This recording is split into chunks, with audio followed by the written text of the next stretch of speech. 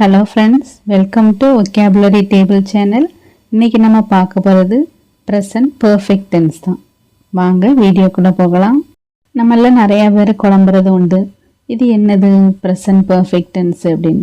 ஒன்றும் இல்லைங்க, present perfect tense என்னன்னா ஒரு செயல் முடிவடைஞ்சிட்டு, ஆனால் அது எப்போ முடிவடைஞ்சதுன்னு தெரியாதுல்ல, அந்த மாதிரி நேரத்தை சொல்கிறதுக்கு தான் ப்ரெசன்ட் பர்ஃபெக்ட் டென்ஸை நம்ம யூஸ் பண்ணுவோம். ஃபார் எக்ஸாம்பிள், உங்ககிட்ட யாராவது சாப்பிட்டுட்டீங்களா அப்படின்னு கேட்பாங்க. ஆனால் நீங்கள் ஏற்கனவே சாப்பிட்ருப்பீங்க. அப்போ நீங்கள் எப்படி சொல்லுவீங்க? ஆமாம், சாப்பிட்டுட்டேன், சாப்பிட்டுட்டேன்னு சொல்கிறோம்ல, அதை சொல்கிறது தான் ஐ ஹாவ் ஈட்டன். சரியா? ஐ ஹாவ் ஈட்டன்னா நான் சாப்பிட்டுட்டேன், ஆனால் எப்போ சாப்பிட்டேன்னு டைம் இதில் குறிப்பிடலை. சரியா? இப்போ நீங்கள் ஒரு ஈவினிங் உங்கள் டின்னரை 7 மணிக்கு சாப்பிட்றீங்க. உங்கள்கிட்ட 9 மணிக்கு உங்கள் ஃப்ரெண்டு கேட்காங்க, சாப்பிட்டுட்டியா அப்படின்னு. ஆமாம், சாப்பிட்டேன், ஐ ஹாவ் ஈட்டன். நம்ம அந்த குறிப்பிட்ட நேரத்தை சொல்லலைல்ல, அதுக்கு தான் இந்த ப்ரெசன்ட் பர்ஃபெக்ட் டென்ஸை நம்ம யூஸ் பண்ணுறது. அடுத்த ஒரு எக்ஸாம்பிள் பாருங்கள். இப்போ உங்கள் அம்மா உங்கள்கிட்ட ஏதாவது ஒரு ஒர்க்கு கொடுத்துருக்காங்க. சரியா?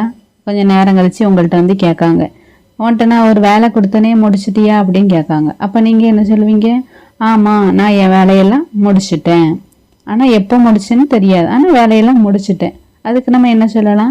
I have finished my work. சரியா? I have finished my work, நான் என் வேலையெல்லாம் முடிச்சிட்டேன். இப்போ அடுத்த எக்ஸாம்பிள் பாருங்கள்.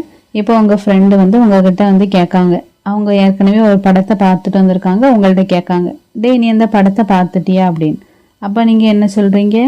ஆமாம், நான் அந்த படத்தை பார்த்துருக்கேன், ஏற்கனவே பார்த்துருக்கேன். சரியா? நீங்கள் இப்போ லேட்டஸ்ட்டாக அதை பார்த்துருக்கீங்க, அதை சொல்கிறீங்க. I have seen that movie, நான் அந்த படத்தை ஏற்கனவே பார்த்துருக்கேன்.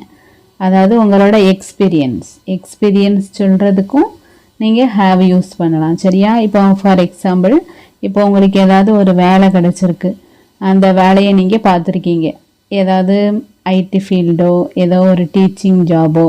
அப்போ உங்கள் ஃப்ரெண்டு கேட்காங்க, நீ அந்த ஐடி வேலை பார்த்துருக்கியா? ஆமாம், பார்த்துருக்கேன். அப்போ I have some experience in that field, எனக்கு அந்த ஃபீல்டில் கொஞ்சம் அனுபவம் இருக்குது. I have some experience. சரியா? மோஸ்ட்லி ப்ரெசன்ட் பர்ஃபெக்ட் டென்ஸ்க்கு நம்ம என்ன யூஸ் பண்ணணும்? சப்ஜெக்ட் கூட ஹாவ் கூட பாஸ்ட் பார்ட்டிசிபிள்னா வேர்போட தேர்டு ஃபார்ம். சரியா? இந்த சென்டென்ஸ்லேயே பாருங்க, சி, சா, சீன். சீன் சியோட தேர்டு ஃபார்ம். அடுத்த ஒரு எக்ஸாம்பிள் பாருங்க. ஷீ ஹாஸ் ஃபினிஷ்டு ஹர்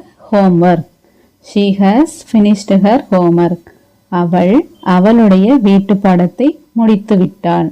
இதில் பாருங்க, இதில் எதுக்கு ஹேஸ் வந்திருக்குன்னா, அதாவது ஹீ, ஷீ, இட், இது 3 வந்ததுன்னா ப்ரெசன்ட் பர்ஃபெக்ட் டென்ஸில் ஹேஸ் போடணும். ஐ, வி, யூ, தே வந்துச்சுன்னா ஹாவ் போடணும். சரியா? அதான் அதோட ரூல். நான் வீடியோவில் லாஸ்ட்டில் உங்களுக்கு அந்த ரூல்ஸை போடுறேன். சரியா? இப்போ பாருங்க, she has finished her homework. அவளுடைய வீட்டு பாடத்தை முடித்து விட்டாள். ஆனால் எப்போன்னு இதில் டைம் கொடுக்கல, ஆனால் அவள் முடிச்சிட்டா. இப்போ இந்த எக்ஸாம்பிள் சென்டென்ஸ் பாருங்க. நான் ஏற்கனவே உங்களுக்கு சொல்லியிருக்கேன், ஏதாவது ஒரு எக்ஸ்பீரியன்ஸ் இருந்தால் அதுக்கு நம்ம ஹாவ் யூஸ் பண்ணுவோம் அப்படின்னு சொல்லியிருக்கேன். They have visited Paris before. அவர்கள் இதற்கு முன் பாரிஸ் சென்றிருக்கிறார்கள். சரியா? அவங்க புதுசாக போகலை, ஏற்கனவே அவங்க இதுக்கு முன்னாடியே ஒரு நேரம் போயிருக்காங்க. சரியா? பிஃபோர்னா முன்னாடி. அவங்க இதுக்கு முன்னாடி ஒரு தடவை போயிருக்கலாம், இல்லைன்னா 2 தடவை போயிருக்கலாம். ஏன்னா அவங்களுக்கு அனுபவம் இருக்குது, பாரிஸ் பார்த்த அனுபவம். சரியா? They have visited Paris before. அவர்கள் இதற்கு முன் பாரிஸ் சென்றிருக்கிறார்கள். பாருங்க, ப்ரெசன்ட் பர்ஃபெக்ட் டென்ஸோட சென்டென்ஸ் ஸ்ட்ரக்சர் எப்படி இருக்குன்னா, subject plus have and has plus past participle, அதாவது வேர்பு 3. அதுக்கு பிறகு அது கூட ரெஸ்ட் ஆஃப் த சென்டென்ஸ், வாக்கியத்தில் மற்ற வார்த்தைகள் இருக்கும். அடுத்து ஹாவ் எதுக்கெல்லாம் யூஸ் பண்ணுறோம்னா, I, we, you, they and plural சப்ஜெக்ட்டுக்கு. ஹேஸ் எதுக்கு யூஸ் பண்ணுறோம்னா, ஹீ, ஷி, இட்டுக்கும் சிங்குலர் சப்ஜெக்ட்டுக்கும். குழம்ப வேண்டாம். ஹேஸ் இப்போ ஒரு நேமுக்கு கூட சொல்லலாம். கவிதா ஹேஸ், அப்புறம் ரவி ஹேஸ் அப்படி சொல்லலாம். சரியா? நேமுக்கு ஹேஸ் யூஸ் பண்ணணும். அதான் சிங்குலர் சப்ஜெக்ட். பாருங்கள், ஃபார் எக்ஸாம்பிள் நான் உங்களுக்கு ஒரு 2 சென்டென்ஸ் தரப்போகிறேன். நீங்கள் அதை இங்கிலீஷில் கமெண்ட் செக்ஷனில் டைப் பண்ணி போடுங்க. சரியா? ஃபர்ஸ்ட் ஒன், அவன் போயிருக்கிறான். அடுத்த எக்ஸாம்பிள், அவர்கள் விளையாடி இருக்கிறார்கள். இந்த 2 எக்ஸாம்பிளையும் கமெண்ட் செக்ஷனில் உங்கள் ஆன்சரை பண்ணுங்கள். இந்த வீடியோ பிடிச்சிருந்தால் லைக் பண்ணுங்கள், ஷேர் பண்ணுங்கள், கமெண்ட் பண்ணுங்கள். நீங்கள் இந்த சேனலுக்கு புதுசுன்னா சேனலை சப்ஸ்கிரைப் பண்ணிக்கோங்க. தேங்க்யூ.